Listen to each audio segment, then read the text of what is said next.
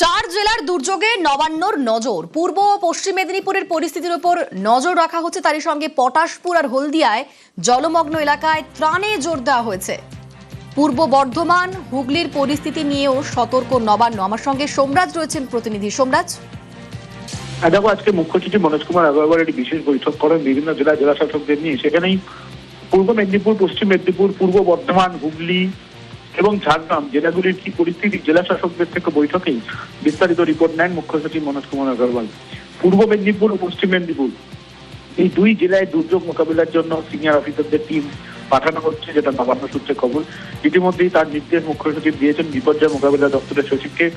পাশাপাশি যে জেলাগুলিতে এখন জলমগ্ন পরিস্থিতি, বিশেষ করে বন্যার মতো পরিস্থিতি তৈরি হচ্ছে পূর্ব মেদিনীপুর এবং পশ্চিম মেদিনীপুরে বেশ কিছু এলাকায়, সেখানে পর্যাপ্ত ত্রাণ ব্যবস্থা রাখার নির্দেশ দিয়েছেন মুখ্য সচিব। এছাড়াও যেটা সূত্র মারফত জানা যাচ্ছে যে 24 ঘন্টা ব্যাপী কন্ট্রোল রুম থেকে নজরদারির নির্দেশ দিয়েছেন। নদীগুলির জলস্তর যেহেতু বাড়ছে, বাঁধ জলাধার থেকে জল ছাড়া হচ্ছে, ফলত সামগ্রিকভাবে নিচু এলাকাগুলি জলমগ্ন হবে এবং সেই কারণে নিচু এলাকার বাসিন্দাদের যাতে সরিয়ে নিয়ে যাওয়া হয় সেই নির্দেশও মুখ্য সচিব দিয়েছেন। ইতিমধ্যে বিপর্যয় মোকাবিলা দপ্তরের তরফে 9 দফার নির্দেশ আগিয়ে দেওয়া হয়েছিল।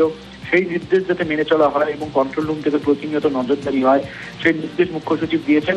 এবং পূর্ব মেদিনীপুর ও পশ্চিম মেদিনীপুরের জেলা শাসককে জানানো হয়েছে, যেটা সূত্র মারফত খবর, যে এই দুই জেলায় সিনিয়র অফিসারদের টিম যাচ্ছে মূলত দুর্ভোগ এলাকা এবং দুর্যোগ পরিস্থিতি সামলানোর জন্য।